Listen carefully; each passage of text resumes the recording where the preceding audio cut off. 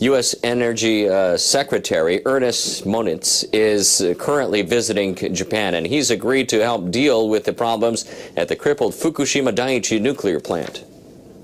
Moniz toured the plant on Friday, accompanied by Tokyo Electric Power Company President Naomi Hirose. He inspected equipment there, including wells used to monitor the spread of underground contamination and pumps for removing radioactive water close to the ocean. Moniz reportedly said U.S. Energy Department researchers are currently working on technologies to contain contaminated water, and they might be of help. Moniz and Hirose agreed to beef up technical cooperation in 5 fields. We have many obstacles to overcome at Fukushima Daiichi, such as the decommissioning and removal of used fuel rods. We're encouraged to be able to work together. TEPCO is still working on ways to identify exactly where radioactive water is leaking from and to keep track of the movement of contaminated groundwater. The crews are about to begin another operation that carries with it some risks. Nuclear regulators have approved a plan for them to remove spent fuel rods from one of the reactor buildings. More than 1,300 spent rods are being stored in a pool inside the building, along with about 200 that have not been used. Engineers want to start removing them in about a week. Explosions rocked the building during the accident 2 years ago, so the engineers need to check if any debris damaged the rods. Then they'll use a crane to remove them one by one. They want to make sure they don't get caught up in the wreckage.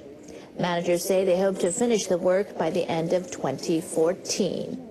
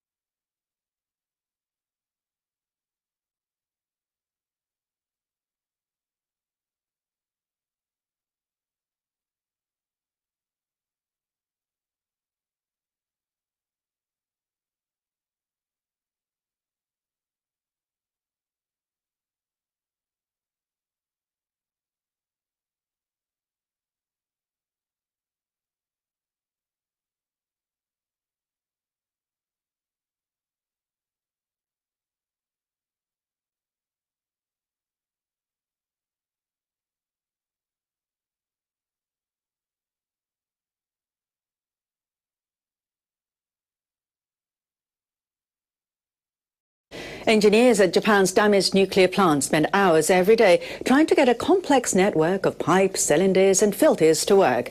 The Advanced Liquid Processing System, or ALPS, is designed to remove most radioactive substances from contaminated water at Fukushima Daiichi. The government is spending about $150 million to upgrade the system. Our latest installment of Nuclear Watch examines how ALPS would be used to tackle one of the biggest problems at the facility. Officials with plant operator Tokyo Electric Power Company say about 400 tons of groundwater seeps into the reactor buildings every day and gets contaminated. TEPCO workers have built nearly 1,000 tanks to store the tainted water, but they filled 90% of them. About 440,000 tons of wastewater is being stored in the tanks and in the basements of some buildings. Another 15,000 tons has accumulated in underground tunnels. Last March, TEPCO engineers started running ALPS on a trial basis. It can remove 62 radioactive substances from water, but it can filter out tritium. The system has 3 operational lines. It can treat 500 tons of water a day at full capacity. But ALPS has been dogged by a series of malfunctions that forced engineers to shut it down. In June, some pre-treated radioactive water leaked from the system's stainless steel tanks. Salt and chemicals had eroded the containers, leaving small holes. And in September, engineers halted a test run because of human error. A worker had left a rubber mat inside a tank following an inspection, and the mat clogged the drain. TEPCO managers and government leaders are pinning their hopes on ALPS. NHK World's Taku Kunieda outlines the challenges they face. Some of the problems with ALPS result from malfunctions. Others happen because of human error. About 3,000 people work at the plant every day. 2/3 are subcontractors. They don't have good enough communication with TEPCO staff. This poor communication results in mistakes. Managers need to fix it urgently.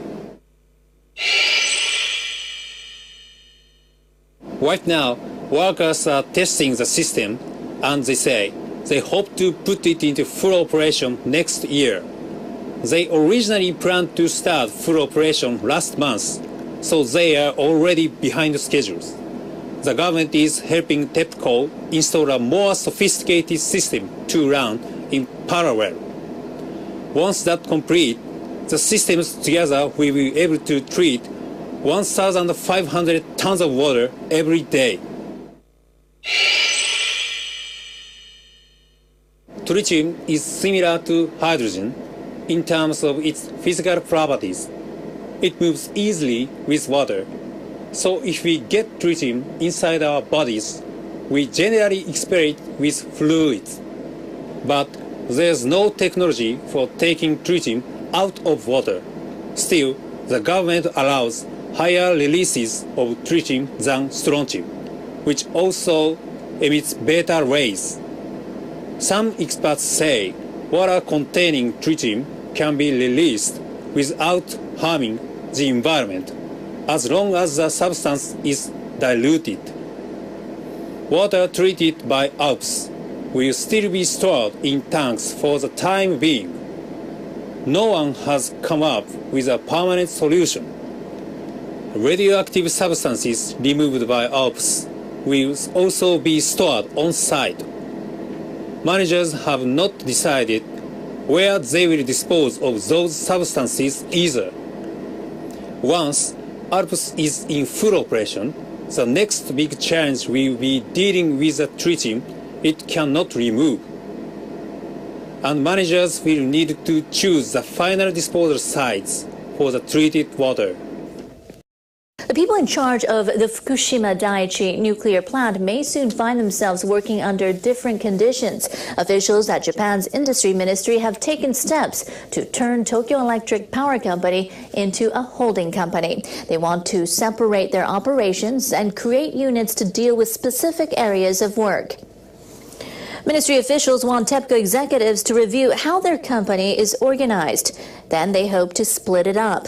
They want to create one company for the decommissioning operation and others for nuclear power generation, thermal power generation, and transmission. The ministry officials believe that would make it easier to manage the work at the nuclear plant and deal with the reactors. TEPCO executives say forming a holding company would allow them to better manage each unit and make it easier for them to cut costs. Managers at the Fukushima Daiichi nuclear plant have tried again and again to contain the spread of contaminated water, but they've been unable to stop the flow. They've come up with a new approach they hope will bring them success. They're going to pump up underground water around a storage tank. More than 300 tons of contaminated water leaked out of the tank in August. Workers dug wells so they could monitor the scale of the leak. On Monday, they checked a well 10 meters from the tank. They detected 220,000 becquerels per liter of radioactive substances in the water. Now they're going to dig 5 more wells, and they plan to start pumping up underground water over the next few weeks. They hope to collect and store about 10 tons per day. The workers are also busy removing highly radioactive soil from around the tank. They plan to start digging over a wider area. Soma Port lies just 30 kilometres north of the crippled Fukushima nuclear plant. Fishing resumed here last month following the lifting of a ban imposed after it was revealed in July that radioactive water had leaked into the ocean. As the fishermen prepared to cast their nets once again, the head of the local fishing cooperative offered his encouragement. Due to the problem of the contaminated water, I know you all have various concerns. By embarking on this trial fishing, we must show that the fisheries cooperative in Soma Futaba is willing to continue fishing. The fishermen are permitted to land 16 types of seafood. Around 95% of the catch is discarded. Many fishermen are concerned about the future of their livelihood. We are worried whether or not we can actually sell the fish.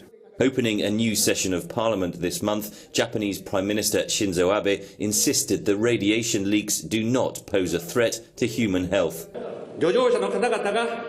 The local fishermen are suffering from a bad reputation founded on falsehood. The effects on food and water are way below the limits for radiation levels. Just offshore from the Fukushima plant, scientists from the Woods Hole Oceanographic Institution in the United States are working alongside Japanese counterparts, monitoring radiation levels. Among them is Ken Buesela, who spoke to VOA via Skype. That radiation is moving across the Pacific, but it gets much, much lower, even short distances offshore. Buesela says a bigger concern is the accumulation of isotopes in marine life. Earlier this year, cesium isotopes from Fukushima were found in tuna caught off California. The tuna were caught off San Diego with the Fukushima cesium isotopes. They were 10 to 20 times lower than they had been off Japan. Now, the new releases, the leaks from the tanks, they're changing in character. Strontium-90 has become of more concern because it's a bone-seeking isotope. That will stay in fish much longer. TEPCO, the owner of the Fukushima plant, is building an underground frozen wall to prevent contaminated water from leaking into the sea. It is also experimenting with a system to decontaminate the water. A nuclear expert at the environmental organisation Greenpeace, Rihanna Toole, says it's not clear those technologies will work. They already spend a lot of money trying to implement them. What Greenpeace wants is that the government really gets in international advice and gets as much support as possible to try and find the right solution for this problem. The livelihood of the fishermen of Fukushima depend on finding that solution. Henry Richwell for VOA News, Tokyo. The Japanese government has indicated its willingness to consider providing funds for cleaning up the aftermath of the Fukushima nuclear disaster. This came in response to a call by the ruling Liberal Democratic Party for a greater government role in the efforts.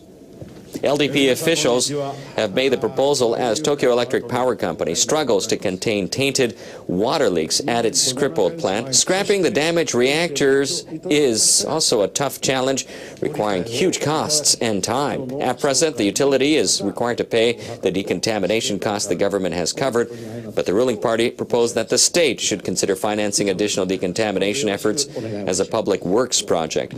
Finance Minister Taro Aso said the cabinet will discuss the proposal. I respect the proposal by the LDP panel, and the government will carefully study it. Aso said the government will also study the possible use of public funds for construction and management of storage facilities for the contaminated soil.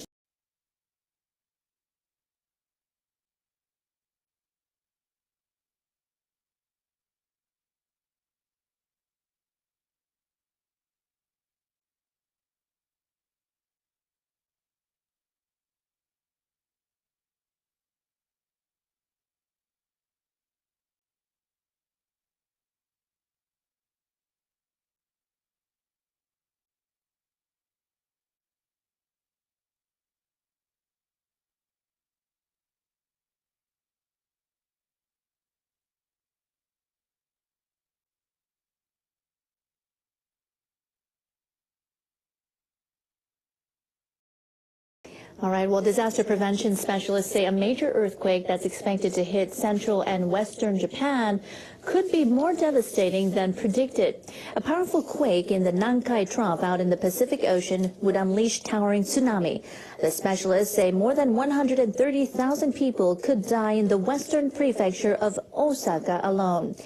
That's much higher than previous estimates, NHK World's Masaki Otake reports. Officials with the central government estimated that 323,000 people may be killed across a wide area of Japan if a major earthquake occurs in the Nankai Trough. They said 9,800 of the victims will be in Osaka Prefecture. But a panel of experts in the prefecture raised that forecast to more than 133,000. They assumed tsunami would inundate a much larger area. The map on the left shows the central government's flood projection. The panel's projection is on the right. The experts believe the flooded area could be 3 times larger. They say a powerful quake would trigger liquefaction at river embankments and cause more flooding. The new projections are raising new concern among people living in Osaka. The figure gives me the creeps. It's just unthinkable. But the experts say a quick evacuation could be key to reducing casualties. The tsunami are projected to take 54 minutes to reach coastal areas of Osaka Prefecture. It would take them 1 hour and 50 minutes to reach the city of Osaka. The experts say if people start evacuating immediately after an earthquake, the number of deaths would be greatly reduced from more than 133,000 to fewer than 9,000. Kansai University professor Yoshiaki Kawata heads the panel. Most of the affected people would survive if they had relevant information and knowledge. The Osaka government plans to review its disaster preparations by the end of next March. It must first estimate damage to power, water, and other infrastructure, as well as the prefecture's economy. Masaki Otake, NHK World.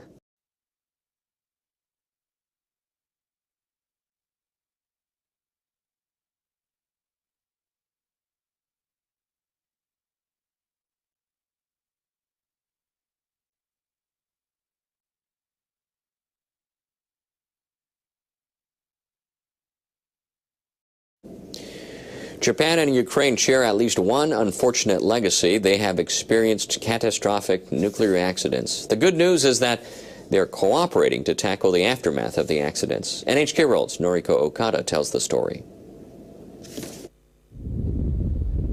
This is the number 4 reactor of the Chernobyl nuclear power plant.